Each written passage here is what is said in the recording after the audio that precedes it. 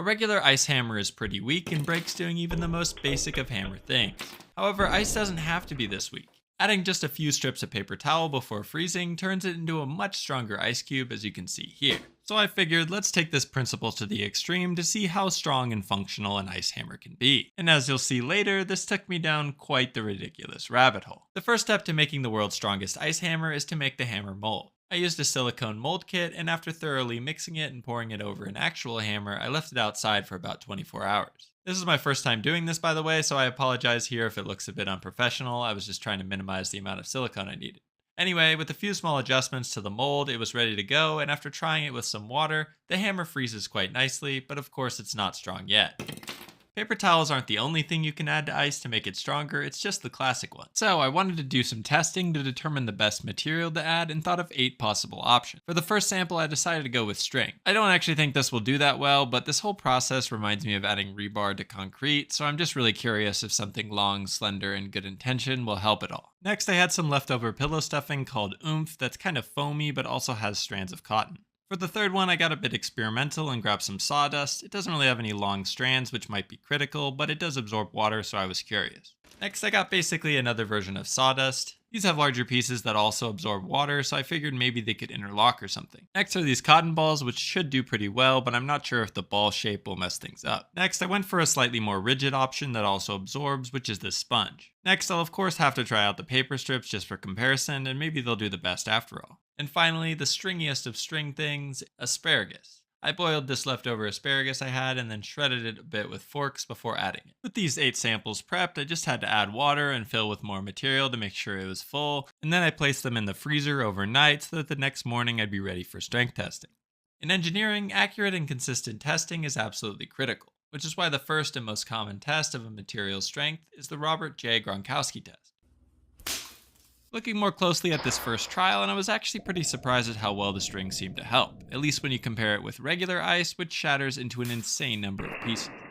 Anyway, the second and third attempts using the same string ice looked similar, where lots of ice that wasn't directly reinforced by the string shattered off. Another important material characteristic is the hardness, because a hammer needs to hit a small nail without indenting too much. This can be measured with complex equipment, but I'll just use the back of this hammer and give it some wax to see how it responds. Sure enough, lots more splintering, so overall I don't think the string will be enough to make a great ice hammer. Next up, the pillow stuffing, which I had high hopes for, but I was sad to see it immediately fail the Gronkowski test by splitting in 2.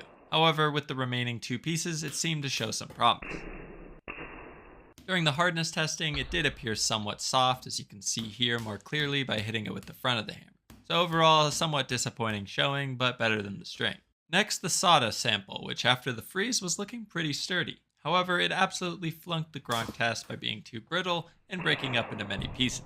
Even the smaller pieces left behind broke on the following attempts. Since it's quite brittle, I figured it'd probably do well on the hardness test, but this isn't a great test and it just fractures too easily to really know. With the front of the hammer, it smushed and shattered. So this is no good and even worse than the string. Next up, the oats, which once again look pretty sweet frozen if I do say so myself, but definitely struggled in testing, although it did split more cleanly and into fewer pieces than the sawdust. It also performed a bit better than the sawdust from the back of the hammer, taking a hit with only minor shattering before breaking up on the second one. With the front of the hammer, it seemed to absorb the hits pretty well, so I'd say this was the best for hardness thus far, although it still wasn't particularly great. Next up was the cotton balls, which I thought seemed promising, but I was concerned about the spacing between the cotton balls where they don't overlap, and I imagine those parts are the most weak and likely to break. To my surprise though, the cotton balls dominated on the first Gronk test. Sadly, it did break on the second attempt, but the remaining pieces did look quite solid for the next several attempts. I was also pleasantly surprised to see the cotton balls handle the back of the hammer quite well. It did dent a bit, but didn't fracture, and it wasn't a ton of give. With the front of the hammer, where the force is more distributed, it seemed like it might be the superstar material for the ice hammer, at least so far. Next up was the sponge, which handled the first attempt with ease before also breaking on the second attempt. That would have put it tied with the cotton balls until I sadly discovered a Cleveland Browns on a Sunday level performance during the hardness test. The back of the hammer completely embeds every time you strike it for the first time and starts to tear up the material. With the front, it was easily squished, meaning it would make for a terrible hammer, perhaps even worse than the sawdust. Next up, the classic paper towels. I thought it might come in here and wipe the floor with the competition, but sadly it broke during the first attempt. The remaining pieces held up fine though, telling me this was still a decent option, and at least it's more flexible on the size and shape of the strips to cover the surface of the hammer. After being softened up from the collisions and melting a bit, as ice does, it wasn't that impressive in the front side or back side hammer tests, which was surprising to me given how well it worked as a fresh ice cube. Last up, the most hotly anticipated, the asparagus, which was planning to shock the world and become the best material to make the strongest possible ice against all odds. And I was sort of joking there, but after the first attempt, it seemed to be doing just that, sticking the first landing on the first try. It actually managed to handle the second and even the third attempt in a rather unique way, not splitting cleanly into 2 or 3 pieces, but rather breaking down just a little bit with each additional throw. Unfortunately, it bombed the hammer test, suffering a similar fate as the sponge, except even worse, as it really started to break down. So unfortunately, the asparagus doesn't seem like a viable option. I thought a clear winner would emerge from this, and I guess that was the cotton balls, but it certainly wasn't decisive. Regardless, that's the first thing I'll try. I stuffed it somewhat tight and tried to overlap the balls as much as possible. Next, I placed it in the freezer till the next day. Once frozen, the hammer looked really good. It lost one of the claws, but that's okay. I started off with relatively light hits on a small nail and was going to increase the strength with each hit. It was looking pretty promising with some nail movement, but it did start to splinter, especially when I had an inaccurate hit on the nail. I almost completed the task, but then disaster struck and the hammer broke at the shaft. I wasn't going to be defeated with such a small amount of the nail left, so I choked up on the hammer and kept pounding, but I didn't have the leverage I used to, and the hammer started to break down even more at the tip, meaning the nail made no progress. In my frustration, I tried some dumb things that I'm not particularly proud of, and unfortunately, I still never got the nail in.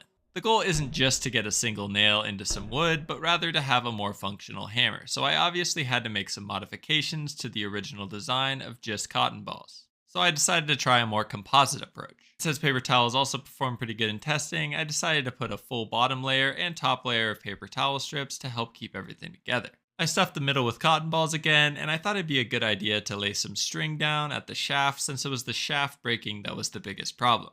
With those modifications, it was time to freeze it and try it again the next day. I woke the next day to another solid looking hammer, so my hopes were high, but that hope quickly faded after a few whacks showed an amateur carpenter's worst nightmare. The nail was starting to bend. I should have stopped right there and tried again before the damage was too great, but I foolishly tried to power through, which we all know basically never works. Unless nothing. The hammer finally broke, along with my heart, as I knew another day was needed. On the bright side though, the hammer didn't snap for quite some time and definitely withstood some higher force, meaning the string and paper towel modifications definitely helped. I was getting a bit concerned about the front of the hammer's durability, which started to wear down, so I wanted to make one special modification. I stuck with a similar lining of paper towel strips on the bottom, and since the string worked so well, I added an additional string layer to the bottom. Then I stuffed the bulk with cotton balls. I remembered from testing that the oats seemed to look pretty good from a hardness perspective, so I stuffed some oats at the front head of the hammer to hopefully make it stronger. Then I added that second string layer before closing it up with paper towel strips again. The next day, the hammer once again looked like a beast and was pretty cool with the oat tip. It was looking pretty good at the start, but the oats didn't really seem to help that much and started to splinter off. However, the nail was going down until a poor hit once again bent it, and I just pounded the bent nail into the wood sideways. The head was looking pretty damaged, but I decided it was still intact enough to try a smaller nail, so I quickly placed another in. I don't remember why I flipped the wood piece, but anyway, this time it did technically work. However, a hammer that gets completely torn up after a single use is not what I want. I made one more hammer the same way and had similar issues, including of course skill issues, which was getting quite frustrating.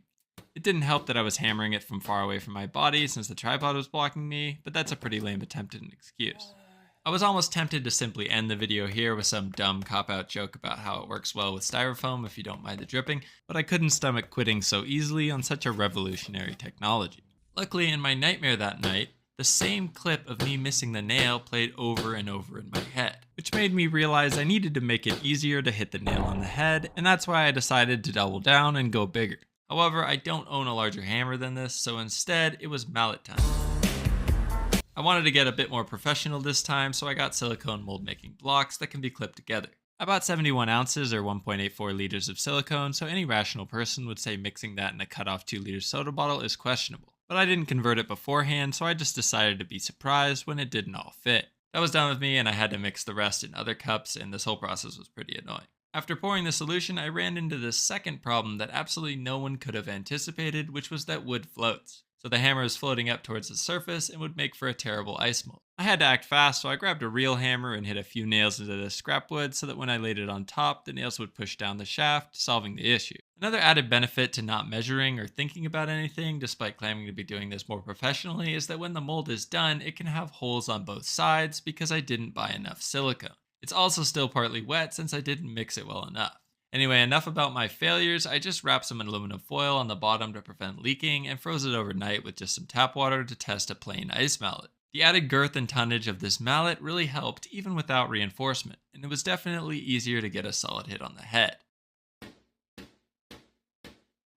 So even though the plain ice ended up breaking, I was back to feeling hopeful about a reinforced version of this. Once again, I decided to make the first attempt just using cotton swabs. The mallet came out beautifully and was so close.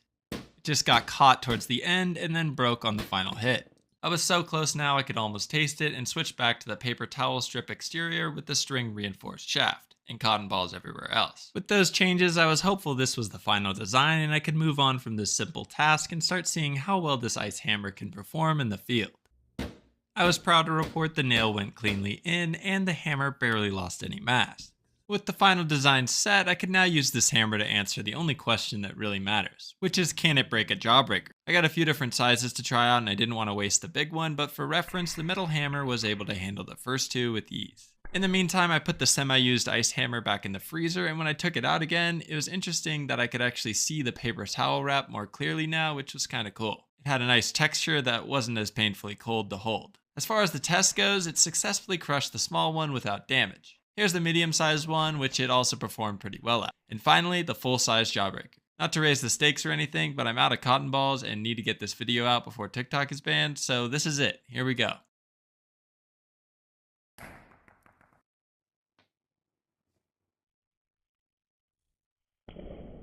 I was surprised to see the jawbreaker bounce a few times from hits, and I kept hitting it a little bit harder each time until something happened that sort of reminded me of the infamous Gordon Hayward play.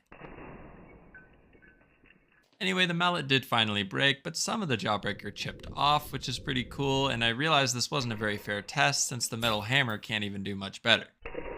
My friend told me they thought I didn't give the paper towels a fair enough shot, so I made one more attempt just using string and some paper towels, and when it came out, it looked horrible. My poor mold was suffering from leakage, so some water was lost. Regardless, I put it through a gauntlet of different sized nails, and here are the results. If you have any suggestions for things I should have tried, I'm always down and I could make a follow-up. Getting quality sponsors for videos is honestly pretty tough, and my last sponsor was, I believe,